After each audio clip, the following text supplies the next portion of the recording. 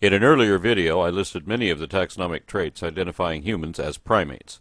In another video, I also explained why we're more specifically classified as a species of apes. But I deliberately omitted an intermediate stage between those two apparent levels because it's one that evokes so much resistance. It really requires a separate discussion just for that one grade alone.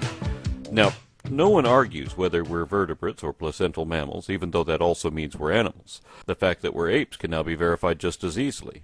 For a while, most people thought the word ape referred only to extant, non-human pongans, also known as great apes. There was no consideration given to lesser apes, nor any of the many ancient apes we kept finding fossils for. Mainstream science sources are just now starting to realize that the word ape means a lot more than just chimpanzees, gorillas, and orangutans, and that it includes a few extinct hominids that are more humanoid than any of these. So there was a problem with our old method of classification, and it had to be fixed. Over the last 250 years, we've kept patching up the old 7-layer system by adding a suborder, infraorder, superfamily, subgenus, and so on, till we can't even tell how to rank the labels anymore. That's when we figured out there are no ranks, so we dropped the labels and found a new system, one that isn't so arbitrary. See, the problem with Linnaean taxonomy is that some of it is subjective. It's usually based on morphological similarity and sometimes on opinion. There's often no way to prove whether Linnaean classification was even correct because he didn't rely on the rigid set of rules that phylogenetics does. We used to say that men didn't evolve from apes, but that men and apes shared a common ancestor. Now we have a better understanding of what an ape is, and that our common ancestry actually would have been classified as such, and so should we be. This rule of monophyletic hierarchy should also apply to everything, including the race of cat people from the science fiction comedy Red Dwarf. Don't get it? Well, you know how mankind evolved from apes? Yeah, I know that. He evolved from cats. His ancestors were cats. He's descended from cats. He is a cat. Here you go, cat. Crispy! Polly says you like these. Hey, you monkeys eat off the floor? Ain't you got no style or sophistication? Oh, I'm sorry, cat. I'm sorry. You people are unbelievable. Creationists try to ridicule evolution through the implication that we came from monkeys, and those who know the difference are quick to point out that apes are not monkeys. For one thing, apes don't have tails, but there's more to it than that. For example, we can tell that a Barbary ape isn't really an ape, it's a tailless monkey. The same way we can tell a glass snake isn't really a snake, it's a legless lizard. There are so many distinctions that even if we found a snake that had legs, and we have, we'd still know it was a snake. But snakes are a subset of the order Squamata. That means lizard. If snakes evolved from lizards, do they stop being lizards at the moment they become snakes? And when exactly is that moment? It turns out that this is another confusing convention in Linnaean taxonomy, which is corrected by cladistics. Paraphyletic groups shouldn't exist in phylogenetics, nor would systematic classification permit the emergence of a new species to add another equivalent category. Instead, existing branches split into successive subsets that are each monophyletic, sharing a common line of descent from which they can diverge but never detach. This means snakes will always be a subset of lizards, and apes would still be monkeys. Talking monkeys can't exist.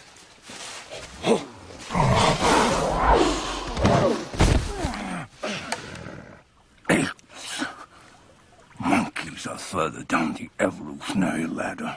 Now I've done it. I've annoyed both creationists and scientists too.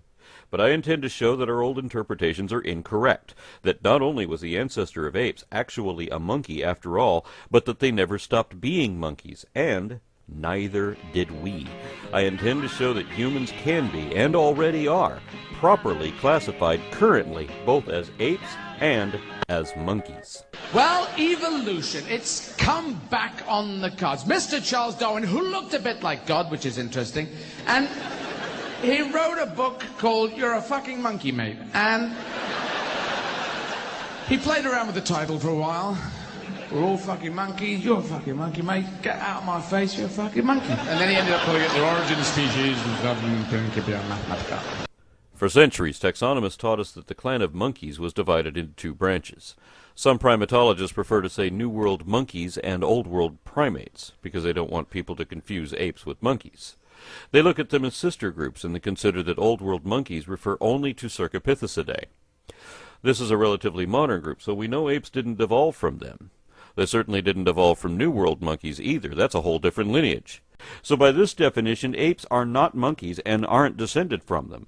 But polyphyletic groups wouldn't exist in an evolutionary lineage either. Just as two Latin-based languages couldn't be independently derived from a non-Latin template, neither could separate sets of monkeys have come from a source that wasn't itself a monkey also. I think God designed us in His image, but I also think God is a monkey. Imagine you get to interview the Night Industries 2000 from the TV show Knight Rider, and you tell it you've never had a conversation with a car before. But Kit argues that he is not a car because he is smarter and generally better than any car, because mere cars can't talk like he can. Of course, you know that even a sentient automobile is still an automobile. So if you can't determine a rigid definition of exactly what that is, perhaps you could still prove the point if Kit will admit that being manufactured as a General Motors Pontiac Firebird Trans Am means it can only be a car. People deny their monkeyhood for the same reason, and that excuse can be refuted in the same way. Phenotypical taxonomy is character-based, an in-depth analysis of every morphological, developmental, genetic, or physiological trait. Systematic classification surpasses this by comparing these collectives to determine derived synapomorphies indicating a nested phylogeny, and that determines the clade, because phylogenetic hierarchy is the only consistent criteria for classifying diverse life forms stemming from an evolutionary lineage, and that is evidently where we came from. Ah, I see. So you mean we've traveled in time, but not in space? Listen, you semi-evolved simian, go climb a tree, will you? Don't bang your heads together, Four Eyes. No. Your monkey has got it right. You jumped forward many millions of years in time whilst retaining the same position in space. Let's start with the definition of primates and then add the traits of each successive stage from there on. We begin with a pair of subsets and a transitional link between them, one that is almost a monkey. When referring to basal monkeys ancestral to ourselves, most scientists prefer to use the word anthropoid, one of two acceptable names for that clade, because regardless of phylogeny, scientists generally consider it incorrect or even offensive to refer to humans and other apes as monkeys. That's a colloquial term, not a scientific one, and it's paraphyletic, meaning all anthropoids except apes, just like apes used to mean all hominoids except humans. But saying all of them except for us is a Freudian admission that we already know we are one of them. Besides, the words anthropoid and hominoid both imply possession of human characteristics, so humans could hardly be excluded from either taxon. We're just beginning to realize this, and it takes time to accept unconventional or uncomfortable truths. If you go to the right school in North Carolina, you'll learn the new standard, one which admits that humans are monkeys in the literal sense. But in Texas, they'll still say that chimpanzees belong to the Pongo family, even though this was shown to be an error at least a decade ago. Polyphyletic omissions attempting to exclude basal simiforms to avoid embarrassing associations are unscientific and unacceptable, being reliant on subjective criteria. Common dictionary definitions are similarly inconsistent, incomplete, contradictory, and inapplicable. So are the absurd aspects of some layman's classifications. Obviously, we can't properly identify anything by single traits, nor can we say what something is by listing what it is not.